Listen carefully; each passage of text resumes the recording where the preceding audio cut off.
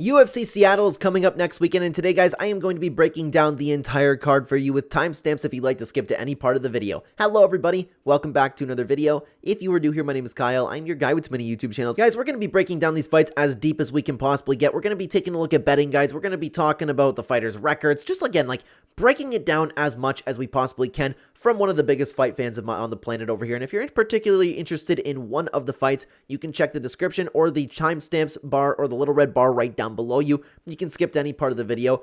There is one quick note before we get into all of these fights. If you're watching this video as it came out, then you are watching it on a Saturday night. Now, it is important to note that I am recording this earlier in the week, and I went to record this earlier in the day and then realized we had like 5 fights that fell out, and then another fight fell out, which was Ketlen Vieira's fight, secret W, we love to see that. But there were also a couple fights that were added to the card. I don't know if they're going to end up adding any more fights to the card. The card is an absolute banger. So there are a couple fights we're going to take a look at because I do not have betting odds because I'm recording them literally as they got announced. So for some fights, we're not going to get into the betting odds. For a lot of the fights, we will have those available. And other than that, if the UFC does decide to end up adding a couple more fights to the card, we will not be breaking those down, and if people want to see it, I'll make a separate video for that. With that being said, sorry for the long intro, let's get started. Starting off with the first fight, Nursulton Ruziboev taking on Eric McConico. Now, it is very important to note that this was one of the new additions to the card. Both of these fighters have been taking this fight on short notice, and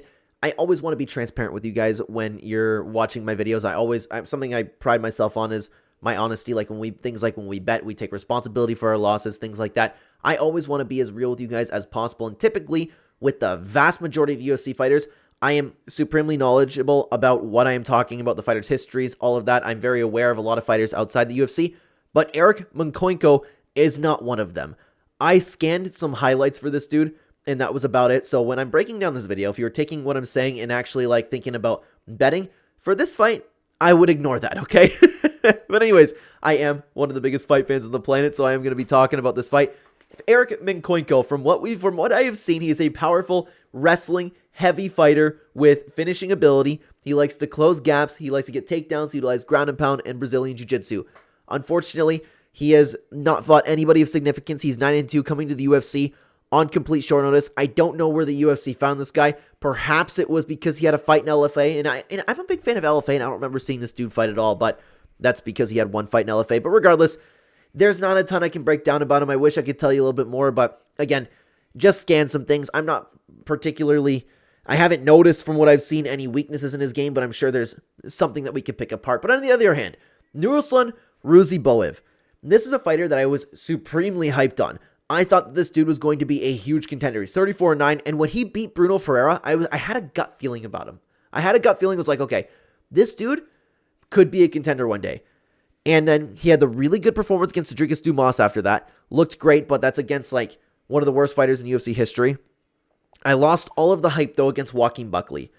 This is where I looked at him. I go, okay, this could have been a fraud check. He's officially overhyped. He's got no takedown defense. He's sloppy in the later rounds, and he didn't use his range at all.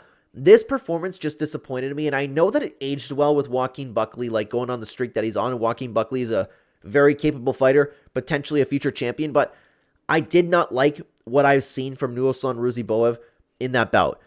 In saying that, though, we have seen Ruziboev take on guys to the level, or the seemingly level that Eric is at, coming to the UFC, making his debut on short notice.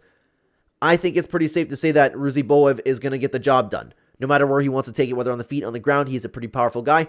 My pick is going to be Nursulton Ruziboev to get the job done, and at the time of recording this video, this fight literally just got announced, so I don't have any betting odds for you. Let's continue on up the card, though, guys, to the next fight. Adam Fugitt taking on Billy Ray Goff.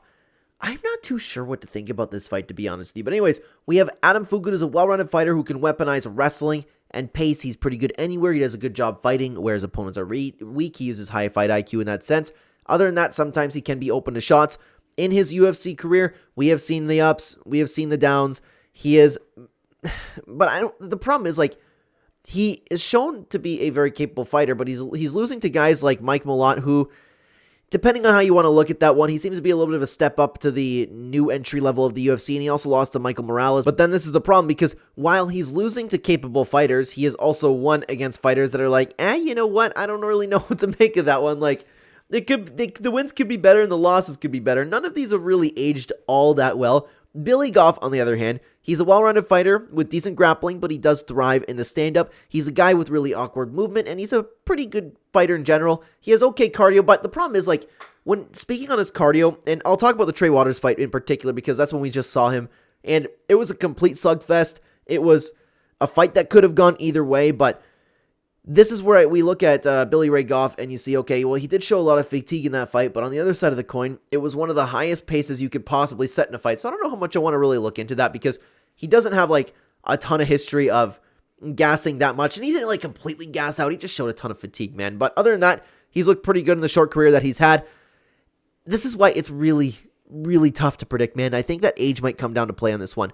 A guy who's not even in his prime yet, and Adam Fugitt, who's been up and down, a little bit more inactive. You can see like his last fight was 7 months ago, and then we're going to 2 years ago. I don't really like that for Adam Fugitt. I think both guys are kind of on the similar level in the UFC. I'm going to edge to Billy Ray. Pause. I'm going to edge the decision over to Billy Ray Goff. It's a very low confidence pick of mine, and this is another one of those fights that do not have betting odds for it over on OddsJam right now. Now, guys, let's continue on up the card, though. I am very excited to see Mansur Abdul Malik back, and he's taking on Nick Blue Collar Klein. Okay, I have a lot to say about Mansur Abdul Malik, but I don't have a ton to say about Nick Klein. That's one of those fights, okay? Nick Klein, though, he's a well-rounded fighter. He can fight well, technically pretty well anywhere. He's a finisher as well. He can finish the fight on the feet, on the ground. He is just your well-rounded guy in general who constantly wants to get you out of there. He is riding a 3-fight win streak, and of course, coming to the UFC after his nice Contender Series win. Nothing crazy spectacular, but Mansur Abdul Malik, on the other hand, is a fighter that I'm very, very hyped on. I actually think this dude, and I know that we've seen these guys before and we're waiting for the fraud check, but I think this one has some potential, okay? He's a well-rounded fighter, primarily a striker, has really nice power, great elbows, ruthless top work when he gets there. And another thing is, and I always want to point this out when fighters do this, guys, I love his submission defense. He pounds through them. If somebody gets you into a triangle choke or something, and you know what, there's positions to make sure that you're not in, but he pounds his way out of submissions, man. He's also really, really big, really strong. I'm hyped up on this guy. I've been paying attention to him since his one fight he had in the LFA, and then he came onto the Contender Series and got his first UFC win against Dusko Tordovic, and there's nothing to say, man. He looked good. The dude's a finisher, okay? I am very confident that Mansur Abdul Malik is going to get the job done. I think it's going to take somebody that not necessarily has a name, but I think it's going to take somebody that is a clear level above a Nick Klein to even give Mansur Abdul Malik a fight. As of right now, this is one of my most confident picks on the card. Mansur Abdul Malik is absolutely going to be my pick. Let's take a look over at OddsJam, and yeah, I should have guessed, but those are the average odds of minus 561 at the time of recording this video for Mansur Abdul Malik. Unfortunately, those odds make sense to me, and now it's kind of like, okay, are we really going to be betting on this fight? Probably not. What can you do? Let's continue on up the card, though, guys. Another fight that I'm very excited to see, and this card is sneaky, really, really good, okay? We have Andre Fili taking on Melquizael Costa. Melquizael Costa is one of those guys, in my opinion, that's been flying under the radar for contenders, okay? Andre Fili, he's a kickboxer with really good footwork and technique, and on top of that, he has an underrated ground game to back it up. Of course, his 24-11 record speaks for itself. Sometimes he comes in, sometimes he wins, sometimes he loses. But to be fair, he's taking on some very, very good competition. He's coming off of the Cub Swanson split decision win, and in my opinion, like, it was a good scrap. It was a fight that could have gone either way. Melquizael Costa, though, on the other hand, he is a very, very well-rounded fighter who prefers to strike. He has good Muay Thai. Sometimes he can be... This is the problem with him. Sometimes he can be slow-paced, sometimes he can't. You never really know what version of Costa is going to show up in that sense. On the ground, he has really nice scrambles. He has really nice defense if someone offers him a little bit of resistance on the ground. He has also been very, very hit or miss since joining the UFC, but I will say he's lost to some very good fighters like Thiago Moises.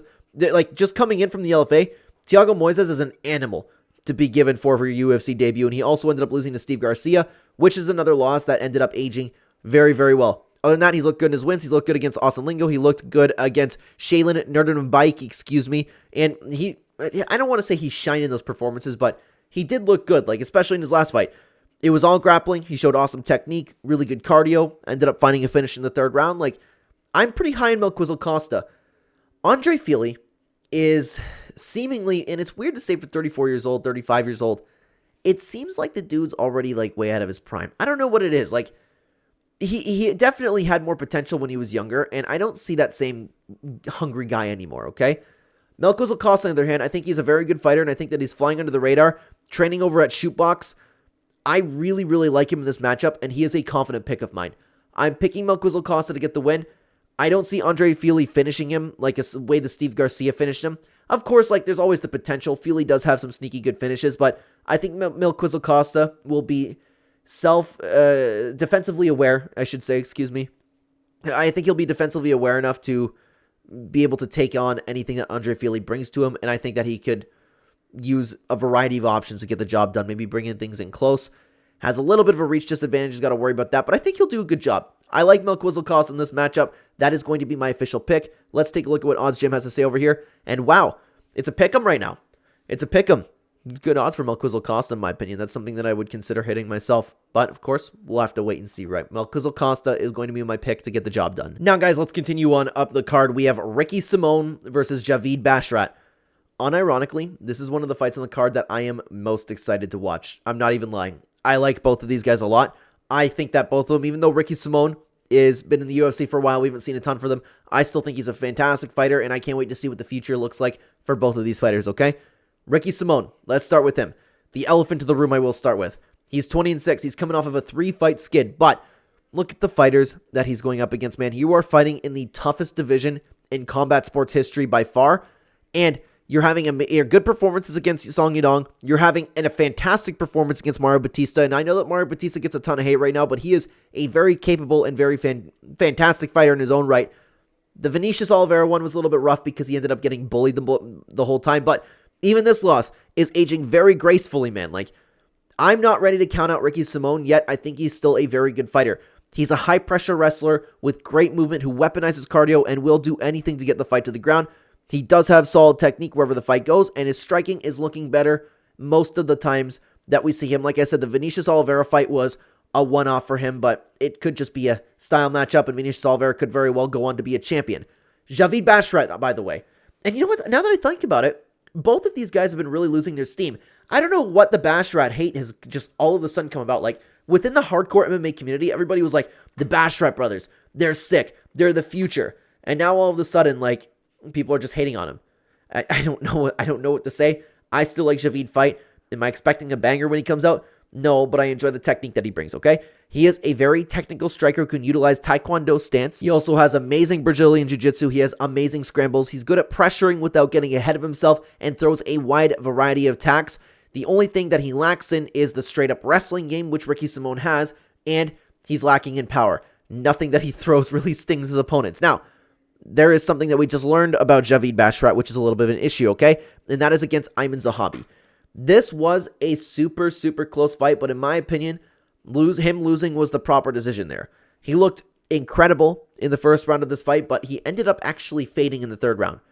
And it's a little bit strange because we wouldn't expect him to fade like from what we've seen from Javid Basharat, we wouldn't expect him to fade. We don't know if it's a one-off or we don't know if it was just him getting outworked, but he wasn't able to get his takedowns in this fight, and that proved to be a problem for him, and he ended up fading. That was new for Javid Basharat. We don't know if the cardio is an issue or if, again, if it was a one-off performance. I'm not ready to say that about him, but that's something that we need to take into consideration moving forward, especially if you're coming at this from a betting perspective, okay? Other than that, Javid Basharat has taken on some pretty good opponents. Not the best opponents, but he has looked pretty good against a wide variety of opponents. We know the the Victor Henry fight was pretty quick, but he's coming off of his first loss. We'll need to see how he bounces back from that. This is a big step up in competition for Javid Basharat. And I think this is a very tough fight, man. Again, you're in the toughest division in combat sports history. Ricky Simón can hang with those top guys. We still have those questions about Javid Basharat. Javid, one of his weaknesses is actual hard wrestling. So can Ricky Simón take him down and hold him there and use his wrestling to utilize an advantage? Or will the Brazilian Jiu-Jitsu and the scrambles of Javid Basharat get the better of Ricky Simón? Historically, wrestling has done better, but both of these guys are so good at what they do that I'm kind of sitting here and I'm like, I don't know. This is a very, very tough fight to predict, in my opinion. I would imagine a lot of people are over on Javid Basharat, but I think Ricky Simón is very, very live in this fight. I don't know what the odds are. I'm just assuming that Javid Basharat's a favorite. This is such a toughie, man. I'm going to edge towards Javid Basharat at like a 60-40. I'm going to assume he's not going to gas again. And I think that he might be a little bit too technical for Ricky Simón. The technicality is better. I just worry about the wrestling, and if Ricky Simón can hold him down, land some ground and pound. And I think that Ricky Simón could also contend with him in the BJJ game, man. I am extremely excited for this fight. We know that Javid Basharat he slows things down. A lot of fans don't necessarily like the style, but Ricky Simón should bring the fight to it, and Ricky Simón should make this fight very exciting. I'm going to lean towards Javid Basharat to get the win over here, and I kind of hope Ricky Simón gets a job done, man. He's a very underappreciated fighter.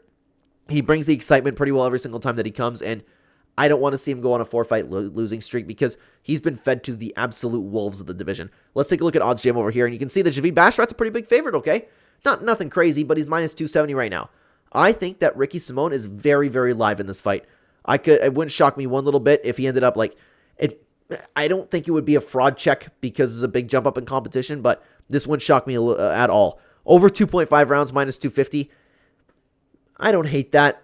I don't hate it. I wouldn't play it, but I don't hate it if you want to look for like a parlay piece over here. But I am very excited for this fight, if you guys couldn't tell. My pick is going to be Javid Basharat. All right, guys, let's continue on up the card to another tough fight in my opinion. So we have Modestas Bakauskas returning against Raffael, and I always forget how to pronounce his last name, guys. I'm sorry. Cerqueira. I always forget how to pronounce that. But anyways, I'll start with him. Coming off of his first loss, he's a well-rounded fighter who excels at grappling. He has good chain wrestling, scrambles, keeps on a good pace. On the feet, he's also pretty capable as well. He is finally coming off of his first loss after coming into the UFC, and unfortunately, he did end up getting knocked out. He got flurried immediately and finished, but we still don't know where Aslan really sits in the UFC. Everybody's hyping him up like to be this like insanely great contender, but I'm not ready to say that yet. Who knows? This loss might end up aging well, okay? Modestas Bakauskas, on the other hand, he is a good striker who typically focuses on countering. He has great power. He has great cardio, submissions in his back pocket. He's a very capable fighter as well. I think the only thing to note is we've seen him in the UFC for quite a few fights right now. Got the win over Tyson Pedro. This was an absolute robbery. He lost his fight against Zach Pauga. He lost to Vitor Petrino and then ended up getting a win over Marcin Prachnio. This is the problem, is I'm not overly impressed with his level of competition so far. And I think that people are probably counting out the Lion in this fight. Like we were talking about with Ricky Simón, I think this is a little bit of a close fight to pick. I think both guys are relatively unproven. Like, we kind of know what Modestas Bakauskas brings, but not against, like, top competition. And we don't know where Raffael Cerqueira sits at the top competition level either. I personally still need to see both from more guys. And I'm not ready to, like, sit down and have a ridiculous hard prediction for you. I like the well-roundedness of Raffael Cerqueira to win. I think that people are underrating him. I think his chain wrestling is really good, and maybe he could use that for an advantage if he doesn't end up getting countered, if he doesn't end up getting flirted like he did in his last fight. I'm going to lean towards him to get the job done, but again, this is another one of those like really, really low confident picks I have. I would imagine that I just picked an underdog over there. Yeah, okay. Modestas Bakauskas is a pretty big favorite. I don't agree with that. I agree with him being, like, I could see him being the favorite, but I think it's a little bit too much. I'm not hyped up on this dude at all yet. We're waiting for him to get fraud checked, and I still hate that word because, like, you lost a fight in the UFC, all of a sudden you're a fraud, but I don't know, man. That's another one of those tough fights. Now, guys, let's continue on up the card in the same division. We have Ion Cutelaba taking on Ibo Aslan. Ion Cutelaba. I'm excited to see how he comes in and performs because he seems to be, well, hopefully changing things up just a tad, okay? Ion Cutelaba is a grappler with huge power who likes to come in and slug it out. Unfortunately, he is one of the most inconsistent fighters ever because he has no issues throwing himself into a firefight. He either wins because he has bombs or he loses because he's chinny. On the ground, though, he is very, very skilled, and people do not talk about that enough. He'd be better if he uses fight IQ, and that's what we've seen a little bit recently. So, 18-10 speaks for itself. Sometimes he shows up and he gets knocked out. Sometimes he shows up, doesn't look good. Sometimes he comes in and gets the job done. The competition level isn't even anything to go crazy about either, but that's just been the story of Ion Cutelaba. The Ivan Ursulin fight, on the other hand, though, this is where I'm interested to see if Ion Cutelaba is changing things up, okay? This is a fight where he had a really, really good performance. I don't understand why this is a split decision win, but he was a clear step ahead of Ivan the entire fight. He fought safely, and he was still dangerous. He timed his blitz, he timed his takedowns, he timed his shots. He ended up looking really, really nice in this fight, and I wonder if he's going to continue to fight safely because we typically don't see a safe approach a well-calculated approach from Ion Cutelaba, but he certainly has the skill set to do that. I need to see a couple more performances from him to actually still sit down and say, kind of like, and I don't know how Andre Petroski ended up looking, but something that I said about Andre Petroski is he's been doing his best to fighting safe. We've seen it in a couple fights now. I would imagine that he's going to come in and fight safe. Who knows how that ended up working out, but I'm recording this video in the middle of the week, so I need to see a little bit more from Ion Cutelaba. So from right now, I still need to kind of treat him as we've seen him throughout his entire career. Ibo Aslan, on the other hand, he is a fighter. He's one of those guys. He's a fighter. Sorry. He's one of those guys that trains with Alexander Rakic. I don't know what the gym's called, MT Gym 23. I just know that he has a relationship with Alexander Rakic. He's an aggressive striker with good power and pressure, with great heart. He's primarily a boxer and can get caught up in brawls. Typically, though, he does pretty well when this happens if he gets caught up in a slugfest. The only worrying thing about Ibo Aslan is his gas tank. We've recently seen him, and that was against Anton Turkalj. And he, in this fight, he looked good, don't get me wrong. Like, they swung wildly, and he definitely ended up getting the finish. But the problem was, he looked like he was gassing out, and it looked like he was done after the first round. But there was a nut shot, and he ended up getting, like, a massive rest from it. And after that, he ended up getting a finish. So, Ibo Aslan's another one of those guys where he's coming to the UFC. He's looked good so far. He looks like a guy that can just swarm you and absolutely destroy you, but we haven't seen much more of that, and that's the problem. Ion Cutelaba is much more experienced, and I could see a path to victory for him just taking the wrestling approach. I think it's another one of those fights that's very, very tough to predict. If Ion Cutelaba shows up and fights safely, fights well, fights just as he did in the Ivan Urslan fight, I think that he's going to get the job done, but I cannot trust his chin. I cannot trust him to fight like he's fought one time in his entire career. I would imagine Ibo, with the power that he carries, is going to catch Ion Cutelaba at some point. For that reason, I'm going to pick Ibo Aslan to get the win. Again, if this is the Ion Cutelaba, if we erase his last fight from his record, I'd be sitting down and going, yeah, of course Ibo Aslan's going to end up winning the fight. Of course, he's going to catch him. But that worries me a little bit. What if the wrestling pressure gets to him? What if the cardio gets to him, you know? So I'm not so quick to say Ion Cutelaba's going to lose, but I am still going to pick Ibo Aslan to get the job done over here. And I would like to see Ion get the job done, man. I hope he turns his career, like, not that he's in a desperate need for a win, but he needs some wins, man. Let's take a look at the odds over here at Odds Gym. Ion Cutelaba sitting at plus money. Ibo Aslan minus 136. Close fight. Like I said, I like these odds. Makes sense to me. It's going to be a pretty good fight, guys. It's going to be a pretty good fight. Sorry for my awkward pause there. But before we actually get into the main card, guys, let me stop you for just a second. As you know, I talk a lot about betting on this channel. If you are interested in either supporting the channel or seeing exactly where I put my money where my mouth is, every single Thursday, Friday, or Saturday morning Eastern Standard Time, I will be uploading a members-only video and a members community post showing exactly what I am doing with my money, talking about exactly what plays I'm making, why I'm doing that. Never, of course, blindly tell, and it is very cheap compared to other channels, I will say. Combine my fight knowledge with your own research. The last thing I want to sit down here and sound is egotistical, but I do know what I'm talking about when it comes to these fights. I typically have pretty good reads, even though we don't get all the predictions right. We can break down these fights as deep as we can possibly get when it comes to this. But regardless, typically we do pretty good for the betting. So if you're interested, again, in either seeing what I'm doing with my own money or just supporting the channel in general, check out the channel membership in the pinned comment description down below, or right next to the subscribe button. You can see join. It is very cheap compared to other channels again.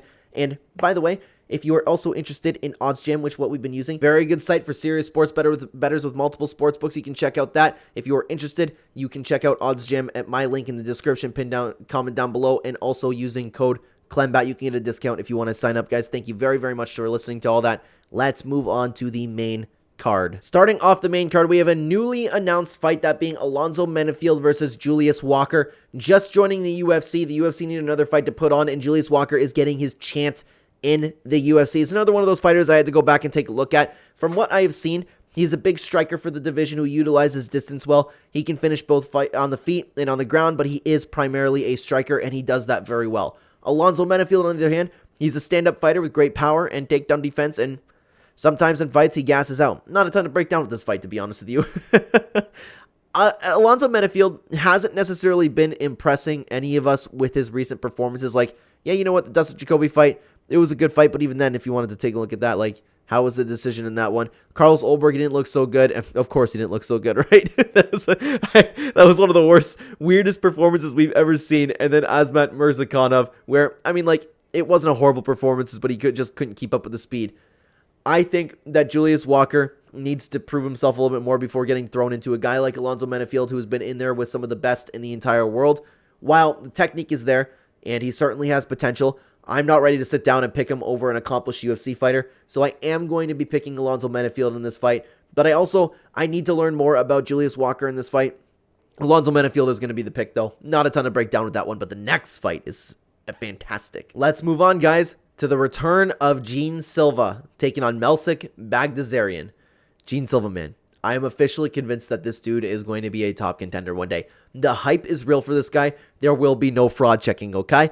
This guy is a very violent fighter. He makes fights mean, and he will do anything to hurt you. He not touch you. This dude just wants to hurt you. He will elbow you from anywhere and try to bully you. He looks like he truly enjoys being in the octagon, and that is very, very scary. He looks like he's one of those guys that truly enjoys the violence, truly enjoys hurting people. He's a good striker with good power, decent but not perfect takedown defense.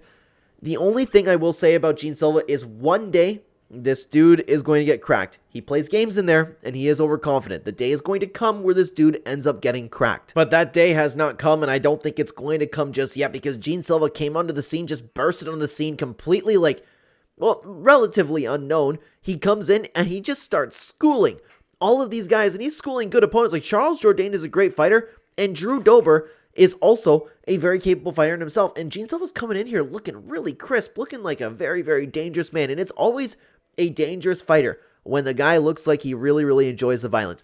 He's one of the prospects in Fighting Nerds. I am very, very high on this guy.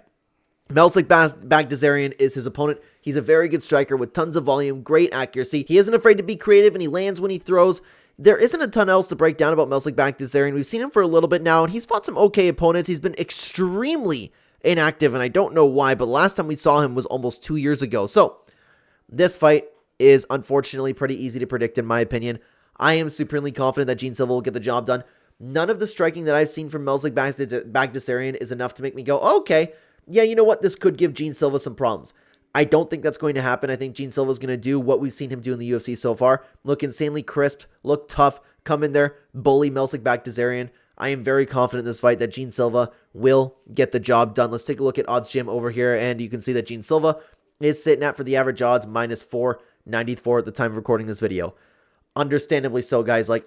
This is probably going to end up being lock of the week, and I hate when giant favorites like this end up being lock of the week, but I don't see Gene Silva losing this fight. I just don't. I am completely convinced of the guy. I think he is past, fraud potential. He's a very capable fighter. Even when he does lose, he's still going to be great. I'm convinced that this guy will be a ranked fighter in absolutely no time. My pick is going to be Gene Silva to get the job done. By the way, guys, I hope you're enjoying the content. Thank you so much for watching it all the way through. Either that, or if you just decided to skip over close to the co-main event. If you're interested in enjoying the video and the content that I've been providing, we don't just make MMA content. We have variety content where we talk about random tier lists, talking about anything that's trending. We have movie, TV, anime show review content. We also have gaming content specifically on Fortnite. You can find in the odd Marvel Rivals things. You can find all of that with the link tree at the top of the description, or you can find the actual links to those channels in the description down below as well. Thank you very, very much. And by the way, like and subscribe if you have not already. Comment down below what you think about everything. Thank you so much for being here. Your time's very valuable, so thanks for being over here, guys. Really. Let's continue on over to the co-main event, guys. And to be honest with you, before this week, before I was actually looking into if there's any fighters that I need to keep up on, I typically do at the beginning of the week. I completely forgot that this fight was taking place, and this is an amazing fight in the division.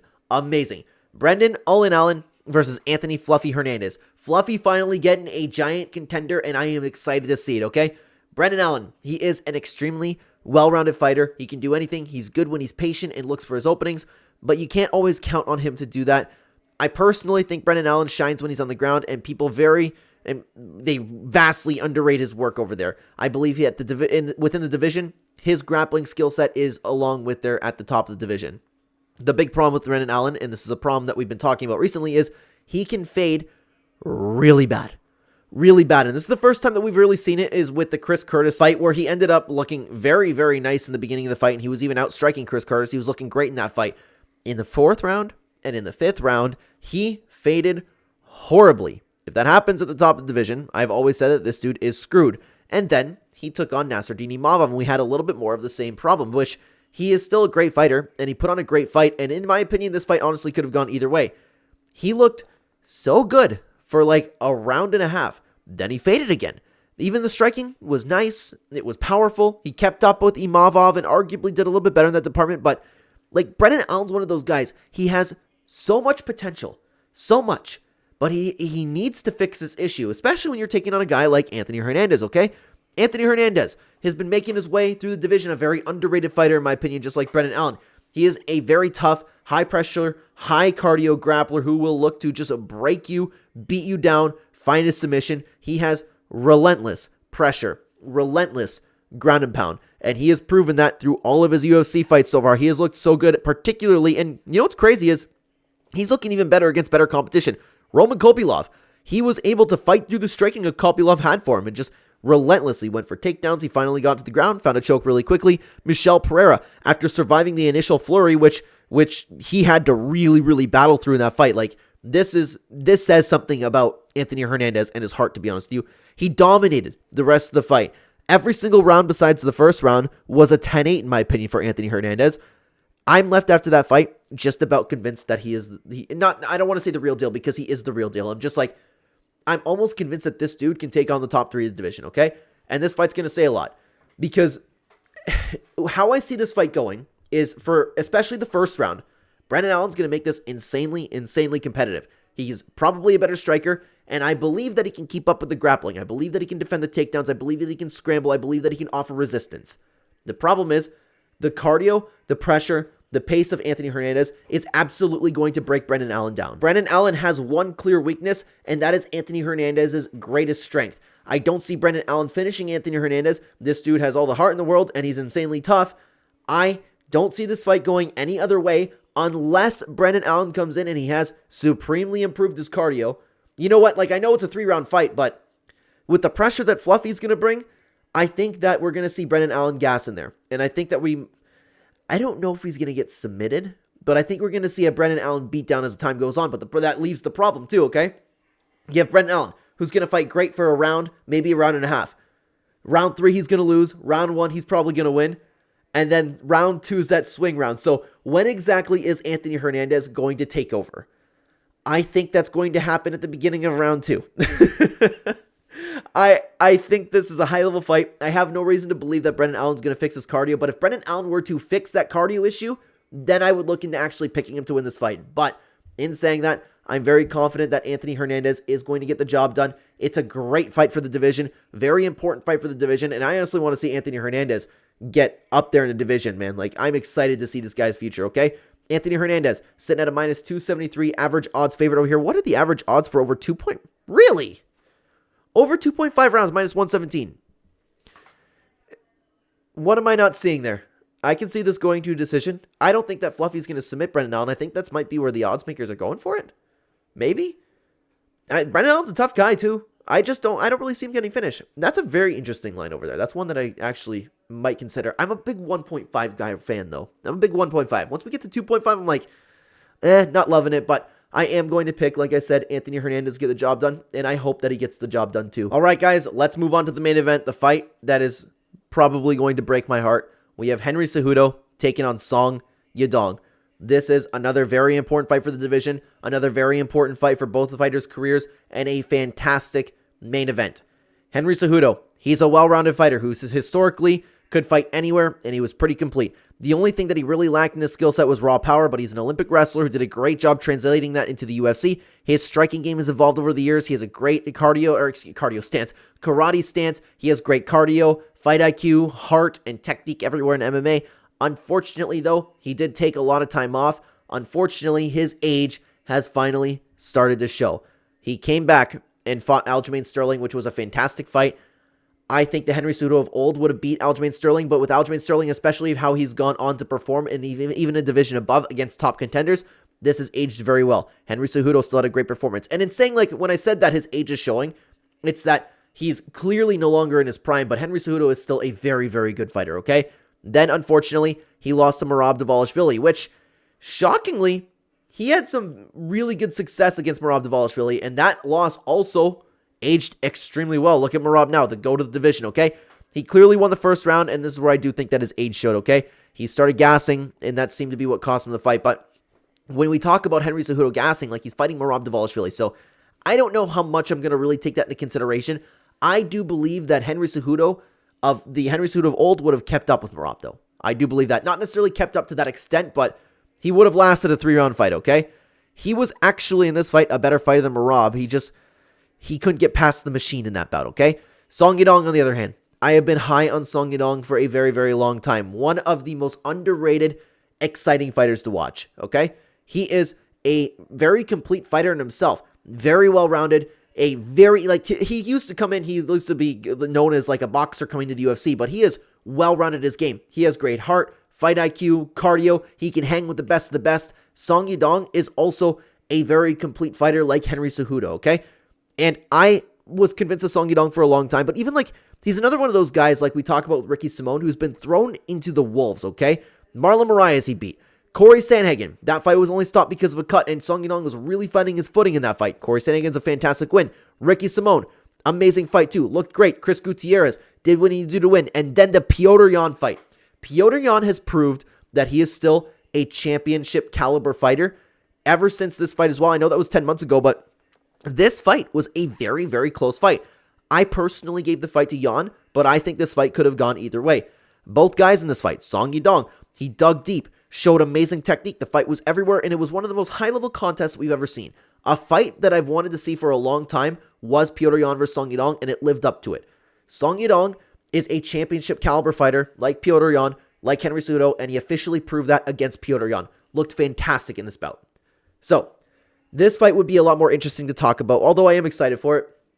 A prime Henry Cejudo versus Song Yadong would be a very different conversation that we're having. But in a 5-round fight with Henry Cejudo, after I saw slowing down after round 1, and I don't think that's because of Merab. I don't. I think that Henry Cejudo in his prime would have lasted 3 rounds with Merab.